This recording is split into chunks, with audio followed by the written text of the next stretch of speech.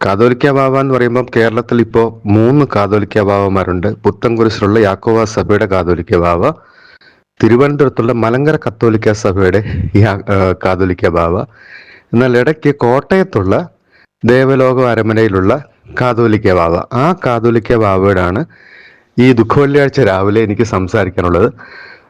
ബാവ തിരുമേനി, അങ്ങ് പറയുന്നത് കേട്ടു BJP ഇരട്ടത്താപ്പ് കാണിച്ചെന്ന്. സത്യത്തിൽ ആരാ ഇരട്ടത്താപ്പ് കാണിക്കുന്ന തിരുമേനി? ആരെടുത്തും BJP നേതൃത്വം മെത്രാച്ചന്മാരോട് ഒരു സ്നേഹം കാണിച്ചു, അവരോട് സംസാരിക്കുകയൊക്കെ ചെയ്തുകൊണ്ട് നമ്മൾ കാണിക്കുന്ന എല്ലാ കാര്യങ്ങളും അംഗീകരിക്കണം എന്നാണോ അതിൻ്റെ അർത്ഥം? അല്ലല്ലോ. എന്നാൽ ഇവിടെ ഇരട്ടത്താപ്പ് ആരാ ശരിക്കും കാണിക്കുന്നത്? ക്രിസ്തുവിന്റെ സാക്ഷികൾ എന്ന് പറഞ്ഞ് എല്ലാ സമയത്തും മീഡിയയുടെ മുമ്പിൽ വന്ന് ക്രിസ്തുവിനെ പ്രഘോഷിപ്പിക്കുന്ന അപ്പുറത്ത് വേറൊരു കൂട്ടം ആളുകളുണ്ടല്ലോ, നാളുകളായി അവരുടെ അവകാശങ്ങൾക്ക് വേണ്ടി പ്രയാസപ്പെടുന്നവര്, യാക്കോബക്കാരെ. എത്ര പള്ളിയാ പിടിച്ചു വെച്ചേക്കുന്നത്? ശരിയാണ്, സുപ്രീം കോടതി പോയി അനുകൂലമായ വിധി വന്നു, അതൊക്കെ ശരി. പക്ഷേ കർത്താവിന്റെ വചനം യേശുക്രിസ്തു പറഞ്ഞേക്കുന്നത് നിങ്ങളുടെ നീതി ശാസ്ത്രിമാരുടെയും പരീശന്മാരുടെയും നീതിയെ കവിയുന്നില്ല എങ്കിൽ സ്വർഗരാജ്യത്തിൽ പ്രവേശിക്കത്തില്ല എന്നാണ് എഴുതിയേക്കുന്നത്. മത്തായി എഴുതിയ സുവിശേഷം 5-ാം അധ്യായത്തില്. അപ്പോൾ പണ്ടൊരു ചരിത്രം ഉണ്ടായിരുന്നു. ഈ മനോരമയായിരുന്ന കാലഘട്ടത്തിൽ, ഇപ്പോഴാണല്ലോ അത് മരക്കാറമ്മയായത്. മനോരമയുടെ KM മാത്യുവിന്റെ കൂടെ വർക്ക് ചെയ്ത ഒരാളുണ്ടായിരുന്നു, നമ്മുടെ കാർട്ടൂണിസ്റ്റ് ടോംസൺ എന്ന് പറഞ്ഞ കാർട്ടൂണിസ്റ്റ്. അദ്ദേഹം മനോരമയുടെ സ്റ്റാഫായിട്ട് വർക്ക് ചെയ്യുന്ന സമയത്താണ് ബോബനും മോളി എന്ന് പറഞ്ഞൊരു കോമിക് ക്യാരക്ടർ ഉണ്ടാക്കിയത്. മനോരമയുടെ സ്റ്റാഫായിട്ടിരിക്കുമ്പോൾ ചെയ്ത കാര്യമായതുകൊണ്ട് അത് ന്യായമായിട്ടും മനോരമയുടെ പ്രോഡക്റ്റ് ആണ്. അദ്ദേഹം പിരിഞ്ഞു പോയപ്പോൾ ബോബനും മോളിയും തനിക്ക് സ്വന്തമാണ്, താനാണ് ക്രിയേറ്റ് ചെയ്ത്, തൻ്റെ അവകാശമാണെന്ന് പറഞ്ഞ് കേസിന് പോയി. കേസ് അങ്ങ് പോയി സുപ്രീം കോടതി പോയി. സുപ്രീം കോടതി പോയപ്പോൾ സുപ്രീം കോടതി പറഞ്ഞു, നീതി എന്ന് പറയുന്നത് ഇതിൻ്റെ റൈറ്റ്, അവകാശം മനോരമയുടെ സ്റ്റാഫായിട്ട് വർക്ക് ചെയ്തപ്പോൾ ക്രിയേറ്റ് ചെയ്തതായതുകൊണ്ട്, മനോരമയ്ക്ക് വേണ്ടി ക്രിയേറ്റ് ചെയ്തതായതുകൊണ്ട് ഇതിൻ്റെ അവകാശം മനോരമയ്ക്കാണ് എന്ന് പറഞ്ഞ് മനോരമയ്ക്ക് അനുകൂലമായിട്ടുള്ള വിധി വന്നു. വിധി വന്നു കഴിഞ്ഞപ്പോൾ KM മാത്യു എന്നാ ചെയ്യുന്നറിയാവോ? വിധി കിട്ടിയല്ലോ, നീതി കിട്ടിയല്ലോ, പക്ഷെ ഒരു കരുണ കാണിച്ചു. അതിനെന്നറിയാവോ? ആ അവകാശം സൊമനസ ടോംസിന് അങ്ങ് കൊടുത്തു. ഇതെല്ലാവർക്കും അറിയാവുന്ന ചരിത്രമാണ്. അത്രയിലും ചെയ്തുകൂടെ തിരുമേനി? യാക്കോബക്കാരും കർത്താവ് യേശു ക്രിസ്തുവിന്റെ അനുയായികളല്ലേ, അവരെ ക്രിസ്തുവിനെ അല്ലേ വിളിക്കുന്നത്? ശരിക്കും പറഞ്ഞാൽ സഹോദരങ്ങളല്ലേ? വർഷങ്ങളായിട്ടുള്ള ഈ പ്രശ്നം നിമിഷ നേരം കൊണ്ട് സോൾവ് ചെയ്യാന്നല്ലേ? ഇത് കാശ്മീർ പ്രശ്നം പോലെ വലിയൊരു വിഷയം അല്ലല്ലോ. അപ്പൊ അത് ചെയ്തുകൂടെ തിരുമേനി? ഒന്നാമത്, അപ്പൊ നമ്മുടെ കണ്ണില് 2.25 മുഴം നീളമുള്ള കോലിരിക്കുമ്പോ നമ്മളിവിടെ കിടന്ന് കരടെടുക്കാൻ പോവാ. ഏതാ? കേന്ദ്ര ഗവൺമെന്റ് കിരൺ റിജ്ജുവിന്റെ കണ്ണിലെ കരട്. FCRA വന്നപ്പോ നിങ്ങളെല്ലാം ഒരുമിച്ചല്ലോ തിരുമേനി. അതെന്തൊരു കഷ്ടമാണ് തിരുമേനി. നാട്ടുകാർ ഇതൊക്കെ കാണുന്നതല്ലേ? ഇപ്പൊ പണമാണ് ഇവിടെ വിഷയം. ഇവിടെ കോങ്കോയില് എത്ര ക്രിസ്ത്യാനികൾ വിശ്വാസത്തിന്റെ പേരിൽ ഈ വർഷം തന്നെ മരിച്ചിട്ടുണ്ട്. ആഫ്രിക്കയിൽ എത്ര ക്രിസ്ത്യാനികൾ കൊല്ലപ്പെടുന്നുണ്ട് ഓരോ ദിവസവും. ക്രിസ്തുവിനെ വിശ്വസിച്ചു എന്നതിന്റെ പേരിൽ മാത്രം ലോകരാജ്യങ്ങളിലെ മൊത്തം കണക്കെടുത്താൽ 388 ദശലക്ഷം ആളുകൾ ഭീതിയിലാണ്, ക്രിസ്ത്യാനികൾ. നിങ്ങൾ ഒരു വാക്കും മിണ്ടിയോ? നിങ്ങൾ മെത്രാച്ചന്മാർ കൂടിയിരുന്ന് ഒരു പത്രസമ്മേളനം നടത്തിയോ? നിങ്ങൾ പ്രൈം മിനിസ്റ്ററോട് ഒരു നിവേദനം കൊടുത്തോ? ലോകരാജ്യങ്ങൾ, പ്രത്യേകിച്ച് ആഫ്രിക്കയിലുള്ള ക്രിസ്ത്യാനികളെ സംരക്ഷിക്കാനായിട്ട് അവിടുത്തെ രാജ്യത്തിന്റെ അധ്യക്ഷന്മാരോട് പ്രധാനമന്ത്രി എന്ന നിലയിൽ ഒന്ന് സംസാരിക്കണമെന്ന് പറയാൻ നിങ്ങൾ ഒരു മീറ്റിംഗ് സുന്നതദോസ് കൂടിയോ തിരുമേനി? കേരളത്തിൽ തന്നെ എന്തെല്ലാം പ്രശ്നങ്ങൾ നടന്നു തിരുമേനി ഇതിനു മുമ്പ്. ഈ അടുത്തിടെ ഒരു കൊച്ച് അകാരണമായിട്ട് മരിച്ചു, ലെന ജോൺ എന്ന് പറഞ്ഞ കൊച്ച്. നിങ്ങൾ ആരെങ്കിലും ഒരക്ഷരം മിണ്ടിയോ തിരുമേനി? തിരുമേനി, കല്ലറങ്ങാട്ട് ബിഷപ്പ് തൻ്റെ പരിധിയിൽ വരുന്ന, തൻ്റെ ശുശ്രൂഷാ പരിധിയിൽ വരുന്ന സഭാജനങ്ങളോട് ഇവിടെ നാർക്കോട്ടിക് ജിഹാദ് എന്നൊരു സംഭവം ഉണ്ട് കുഞ്ഞുങ്ങളെ, നിങ്ങളൊന്ന് സൂക്ഷിക്കണം എന്നൊന്ന് പറഞ്ഞതിന് കൊലവിളിയുമായിട്ട് ഇവിടെ പാലായില് മൊത്തം സ്തംഭിപ്പിക്കാൻ പോയപ്പോൾ ആരുണ്ടായിരുന്നു? സത്യത്തിൽ RSS അല്ലേ അവിടെ ഉണ്ടായിരുന്നത്?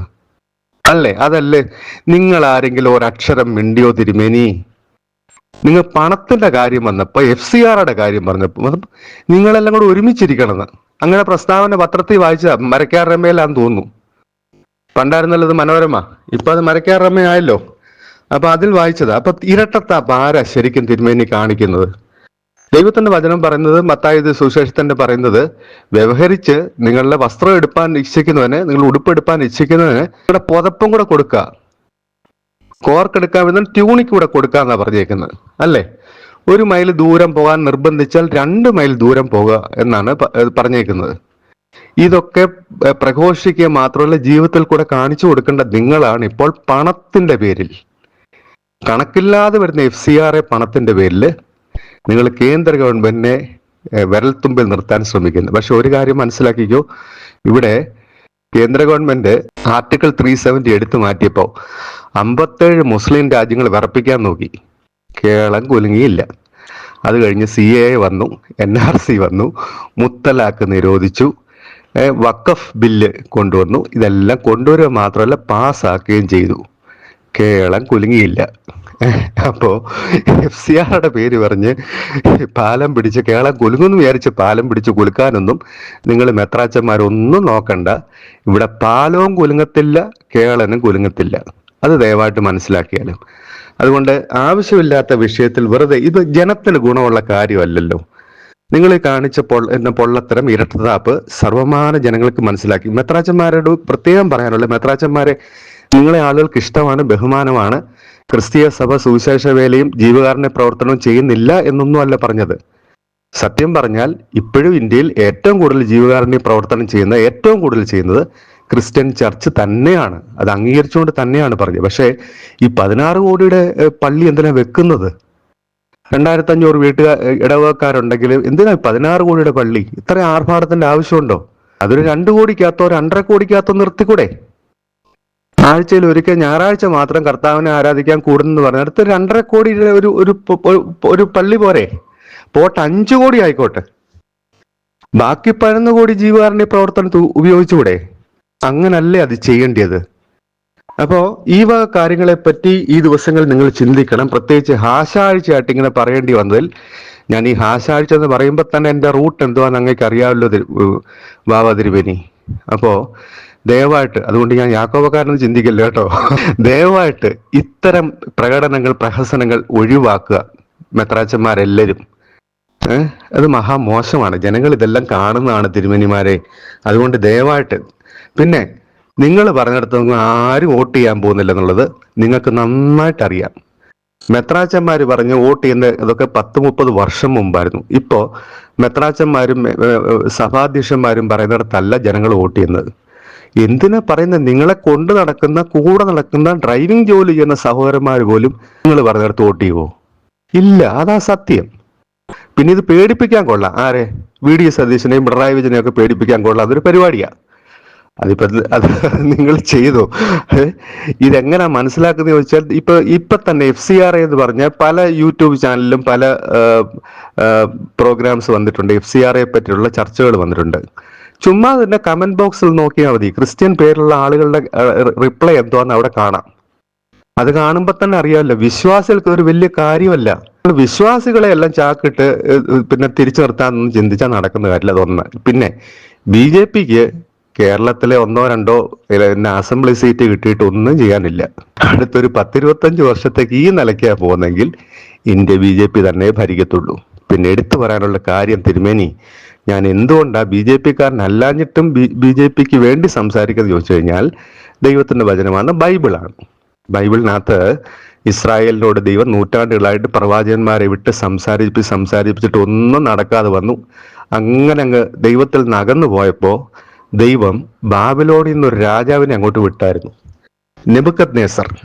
നെബൂഖദ്നേസറിനെ വിട്ടിട്ട് അവരെ പാഠം പഠിപ്പിച്ചു. ശലോമോൻ ഉണ്ടാക്കിയ ദേവാലയം നശിപ്പിച്ചു. ചരിത്രമൊക്കെ തിരുമേനിക്കറിയാം, ദാനിയേലിന്റെ പുസ്തകത്തിലുണ്ട്. ആ ഈ നെബൂഖദ്നേസറിനെ പറ്റി ദൈവം തന്നെ പറഞ്ഞേക്കുന്നത് അറിയാവോ? എന്റെ ദാസനായ നെബൂഖദ്നേസർ, എന്റെ ദാസൻ എന്നാ പറഞ്ഞു, മൈ സെർവന്റ് നെബൂഖദ്നേസർ. യിരെമ്യാ പ്രവചനം 25-ാം അധ്യായത്തിന്റെ 9-ാം വാക്യം, യിരെമ്യാ പ്രവചനം 27-ാം അധ്യായത്തിന്റെ 6-ാം വാക്യം, 43-ാം അധ്യായത്തിന്റെ 10-ാം വാക്യത്തിലും നെബൂഖദ്നേസറിനെ പറ്റി ദൈവം പറഞ്ഞേക്കുന്നത് എന്റെ ദാസൻ എന്നാ.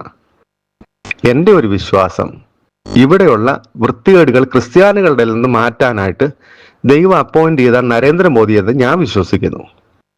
കാരണം ഇവിടെ എല്ലാം പണത്തിന്റെ പരിപാടി നടക്കുന്ന, പണത്തിന്റെ ബിസിനസ്. അതാണ് ഇവിടെ നടക്കുന്നത്. ക്രിസ്തുവിന്റെ പേരിൽ സുവിശേഷ വേല എന്ന് പറഞ്ഞ് ജീവകാരുണ്യ പ്രവർത്തനം നടക്കുന്നത് ദൈവം ആഗ്രഹിക്കുന്ന കാര്യങ്ങളല്ല പലതും, 90%. അപ്പൊ അതിനെ ഒന്ന് പ്യൂരിഫൈ ചെയ്യണമല്ലോ. അതിനുവേണ്ടി ദൈവം കൽപ്പിച്ചയച്ച നെബൂഖദ്നേസറിനെ അപ്പോയിന്റ് ചെയ്യാമെങ്കിൽ എന്തായാലും നരേന്ദ്രമോദി അപ്പോയിന്റ് ചെയ്യാമല്ലോ. അതാ എന്റെ വിശ്വാസം. ഇത് ഞാൻ ഒരു 6 വർഷം മുമ്പ് പോലും പറയുന്നതാണ്, കേൾപ്പാൻ ആരുമില്ലായിരുന്നു. എന്നാൽ ഇപ്പോഴും ആവർത്തിച്ചു പറയുന്നു. പിന്നെ ഇപ്പം നിങ്ങൾ മതമേലധ്യക്ഷന്മാര് പറഞ്ഞിട്ട് വോട്ടൊന്നും വന്നില്ലെങ്കിലും കുഴപ്പമൊന്നുമില്ല. അടുത്ത ഇലക്ഷൻ എന്തായാലും അടുത്ത ഇലക്ഷന് കേരളം BJP ഭരിക്കും. അത് നടത്തുള്ള കാര്യം. ഇപ്പോഴത്തെ അവസ്ഥ വെച്ച് നോക്കിയാൽ അത് ഉറപ്പായിട്ടുള്ള കാര്യമാണ്. അതുകൊണ്ട് തിരുമേനിമാര് ദയവായിട്ട് തിരിഞ്ഞു ചിന്തിക്കുക.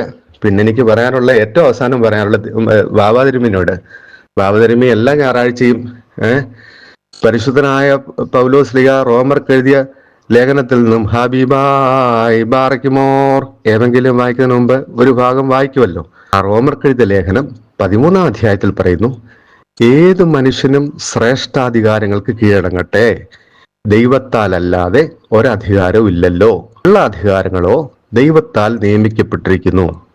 ആകയാൽ അധികാരത്തോട് മറക്കുന്നവൻ ദൈവവ്യവസ്ഥയോട് മറക്കുന്നു, മറക്കുന്നവരോ ശിക്ഷാവിധി പ്രാപിക്കും. ഇത്ര എനിക്ക് പറയാനുള്ളൂ. അപ്പോ പ്രിയപ്പെട്ട തിരുമേനിമാര് FCRയുടെ പേരിൽ ഇപ്പൊ ഈ കോലാഹലം ഉണ്ടാക്കിയത് മഹാമോശമായി പോയി. അത് ഒരു ക്രിസ്ത്യാനിയും ബാധിക്കുന്ന കാര്യമല്ലെന്ന് നിങ്ങൾക്കും അറിയാം, എല്ലാവർക്കും അറിയാം. അതുകൊണ്ട് ഇതിന്റെ പേര് പറഞ്ഞ് എന്തെങ്കിലും നേടാന്ന് വിചാരിക്കുന്നെങ്കിൽ അത് വെറുതെ വ്യാമോഹമാണ്. എന്തിനാ ഈ ആവശ്യമില്ലാത്ത കമോഷനൊക്കെ ഉണ്ടാക്കുന്നത്? വെറുതെ ആവശ്യം. ക്രിസ്തു പറഞ്ഞ പോലെ അങ്ങ് ജീവിച്ചാൽ പോരെ. ആ പാവം പിടിച്ച യാക്കോബക്കാർക്ക് അവർക്കുള്ള കാര്യം, നീതിയെ കവിയുന്ന കാര്യം അങ്ങ് ചെയ്തുകൂടെ? സത്യമല്ലേ അത്? ഇനി വരാൻ പോകുന്നത് പ്രധാനമന്ത്രി ഈ വിഷയത്തിൽ ഇടപെടുന്ന പറഞ്ഞിരിക്കുന്നത്. അങ്ങേരൊരു വിഷയത്തിൽ ഇടപെട്ടാലത്തെ കാര്യം അറിയാമല്ലോ. അത് പകുതിക്ക് വെച്ച് പണി നിർത്തിയിട്ട് പോകത്തില്ല. അപ്പോൾ ബാബാ തിരുമേനിയോട് പറയാനുള്ള, തിരുമേനി അങ്ങനെയൊക്കെ വന്നു കഴിഞ്ഞാൽ പല കാര്യങ്ങളും അംഗീകരിക്കേണ്ടി വരും. മിക്കബിൾ ആയിട്ടുള്ള സൊല്യൂഷൻ കൊണ്ടുവരും, പെർമനന്റ് ആയിട്ടുള്ള സൊല്യൂഷൻ കൊണ്ടുവരും. അത് അദ്ദേഹത്തിന്റെ ഇൻവോൾവ്മെന്റ് ഇല്ലാതെ നിങ്ങൾ ബാബാമാർക്ക് തമ്മിൽ തീർക്കാവുന്ന കാര്യമല്ലേ ഉള്ളൂ.